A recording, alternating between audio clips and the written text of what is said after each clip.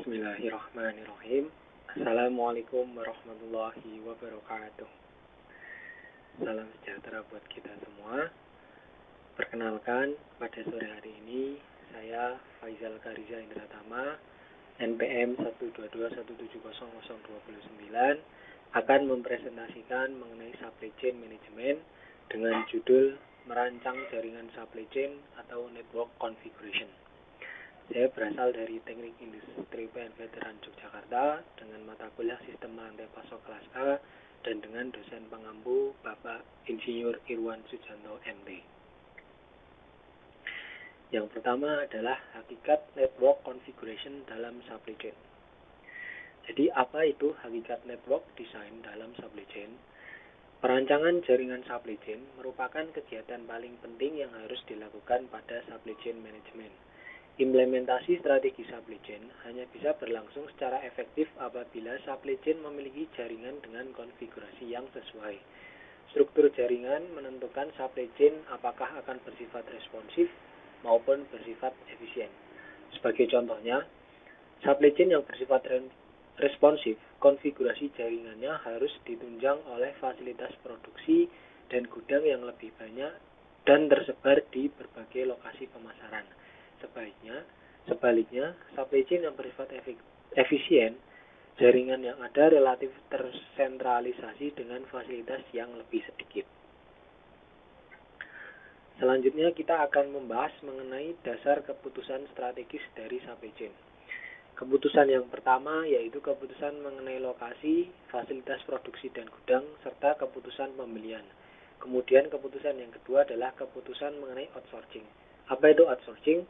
Yakni akan mengerjakan sendiri suatu kegiatan tertentu atau mensubkontrakkan ke pihak lain. Kemudian yang ketiga adalah keputusan tentang aliran produk atau barang pada fasilitas-fasilitas fisik tersebut. Dan yang terakhir, keputusan-keputusan tersebut didasari oleh banyak pertimbangan, seperti kondisi ekonomi, sosial politik, infrastruktur, teknologi, dan keamanan.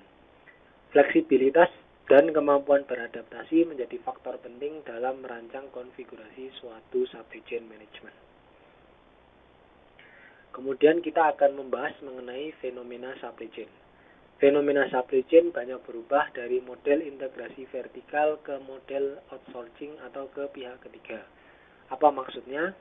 Contohnya adalah banyak perusahaan pada saat ini tadinya melakukan sendiri kegiatan pengepakan, penyimpanan, maupun pengiriman. Namun seiring dengan berkembangnya zaman, banyak perusahaan yang mengalihkan kegiatan tersebut ke pihak ketiga karena untuk mengefisiensikan biaya, tenaga, maupun waktu yang dibutuhkan. Kemudian fenomena yang kedua adalah jaringan supply chain tidak hanya terbatas pada fasilitas-fasilitas yang dimiliki oleh satu organisasi, tetapi melingkupi semua fasilitas dimensi proses supply chain secara keseluruhan dilaksanakan, mulai dari ekstraksi bahan baku hingga produk sampai ke tangan konsumen. Kemudian yang akan kita bahas selanjutnya adalah the role of network design. Apa itu the role of network design? The role of network design mencakup 4 hal. Yang pertama adalah apa peran dari fasilitas yang diletakkan di tempat tersebut. Yang kedua adalah di mana penempatan fasilitas tersebut, apakah dekat dengan konsumen, dekat dengan bahan baku, maupun dekat dengan tenaga kerja.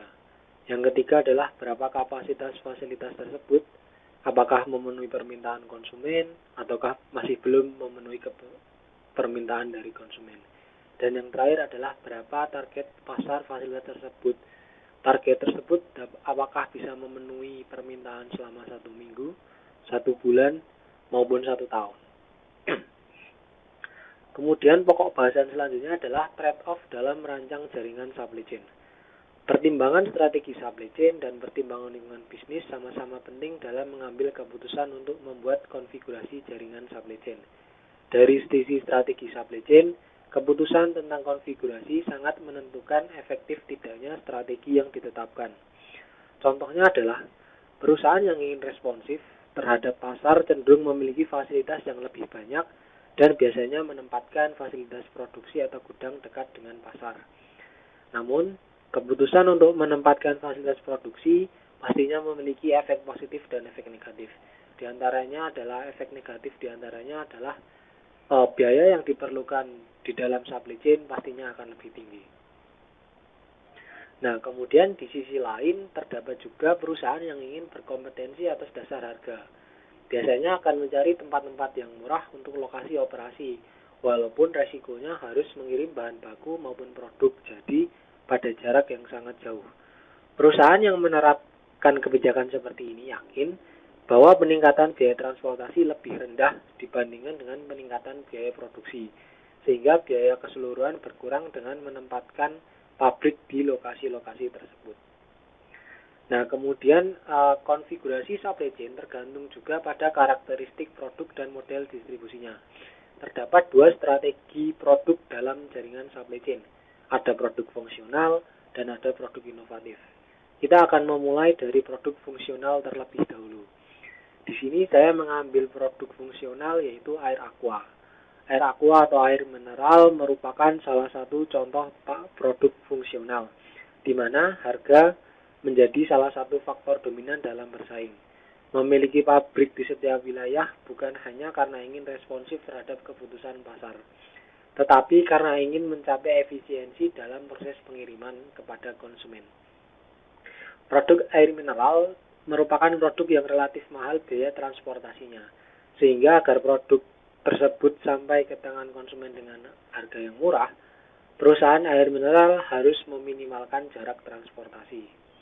Namun hal tersebut akan berbeda ketika produk yang dijual adalah produk inovatif. Strateginya pasti juga akan berbeda. Contoh produk inovatif macam-macam, diantaranya adalah handphone, laptop, pakaian, motor, mobil, dan lain sebagainya. Produk inovatif tersebut tidak hanya mempertimbangkan harga sebagai faktor persaingan, sehingga belum tentu akan memiliki pabrik di setiap daerah. Produk inovatif biasanya tidak perlu memiliki pabrik di setiap daerah, namun pengeluaran yang dikeluarkan biasanya bisa dialokasikan untuk biaya-biaya yang lain, seperti contohnya biaya iklan, biaya promosi, dan lain sebagainya. Nah, kemudian selanjutnya kita akan belajar mengenai trade-off dalam merancang jaringan supply chain. Di sini ada satu contoh konfigurasi jaringan supply chain, di mana di sini adalah terletak perusahaan yang ingin menerapkan kegiatan supply chain, dan di setiap daerah, masing-masing daerah terdapat gudang. Di sini terdapat 4 gudang yang ditempatkan di wilayah regional yang berbeda, yang bertujuan untuk mencapai konsumen secara lebih cepat.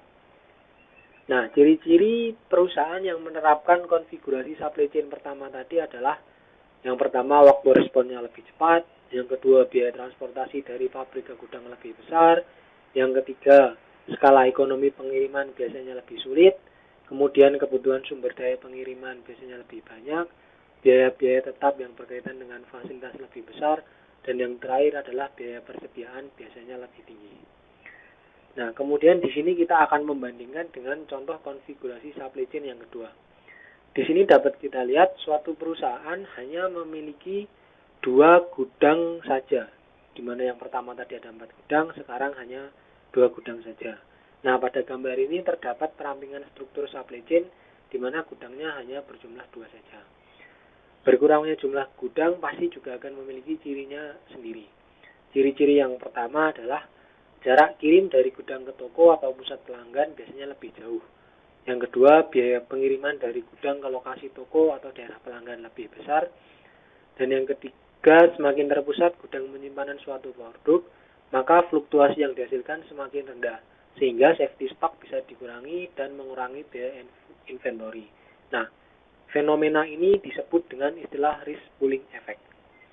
Nah, apa itu risk pooling effect? Risk pooling efek dalam supply chain memiliki beberapa ciri. Di antaranya yang pertama, dalam setiap kegiatan supply chain apapun, resiko yang ada pasti bersifat pasti. Resiko yang terjadi biasanya bersifat inovatif atau beraneka ragam. Resiko dapat diminimalkan atau dikurangi dengan penerapan strategi supply chain yang tepat. Dan yang keempat adalah penerapan konsep sentralisasi maupun desentralisasi dalam kegiatan supply chain management. Kemudian kita akan membahas mengenai faktor-faktor yang mempengaruhi jaringan supply chain.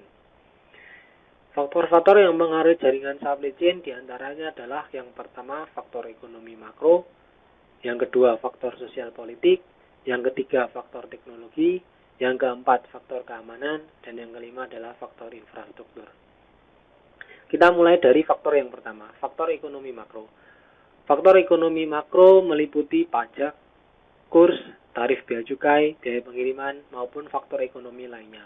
Faktor ini memiliki dampak yang signifikan terhadap kesuksesan atau kegagalan dari suatu jaringan supply chain management. Yang kedua adalah faktor sosial politik. Di antaranya meliputi kultur masyarakat, tingkat penerimaan terhadap investasi asing, ketersediaan tenaga kerja, peraturan ketenaga kerjaan, dan kebijakan pemerintah. Stabilitas politik dalam suatu negara merupakan hal yang sangat dipertimbangkan karena memiliki dampak yang signifikan terhadap peranan dalam pilihan lokasi. Perusahaan cenderung memilih menempatkan fasilitas pada lokasi atau suatu negara yang memiliki tingkat stabilitas yang baik dalam memberikan kejelasan mengenai alur supply chain manajemen perusahaan mereka. Kemudian yang ketiga adalah faktor teknologi. Faktor karakteristik teknologi produksi memiliki dampak yang signifikan terhadap keputusan jaringan supply chain management. Begitupun dengan fasilitas-fasilitas lokal. Fasilitas-fasilitas lokal yang dipersiapkan karena akan membantu biaya transportasi yang lebih rendah. Kemudian fleksibilitas dalam teknologi produksi. Dan yang keempat adalah faktor keamanan. Faktor keamanan menentukan apakah suatu negara atau wilayah cukup menarik untuk dijadikan tempat operasi atau tempat untuk mendapatkan input bahan baku seperti bagi suatu perusahaan supply chain. Kemudian faktor yang terakhir adalah faktor infrastruktur.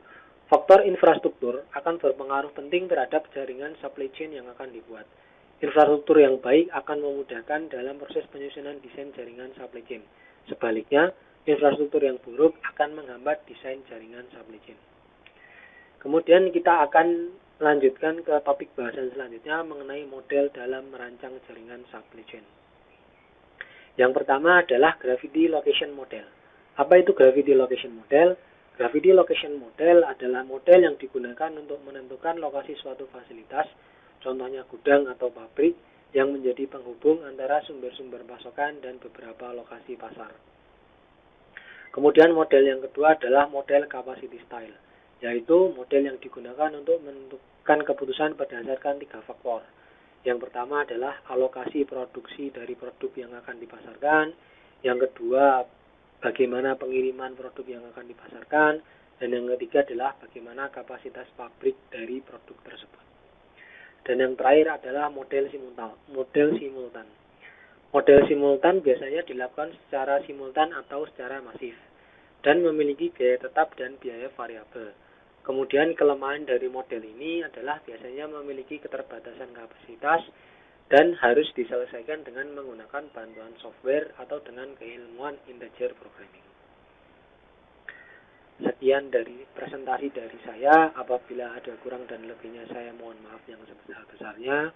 Saya Faizal Kariza Indratama, NIM 122170029 dari Sistem Rantai Pasok Kelas A Teknik Industri UPN Veteran Yogyakarta. Terima kasih atas perhatiannya. Wassalamualaikum warahmatullahi wabarakatuh.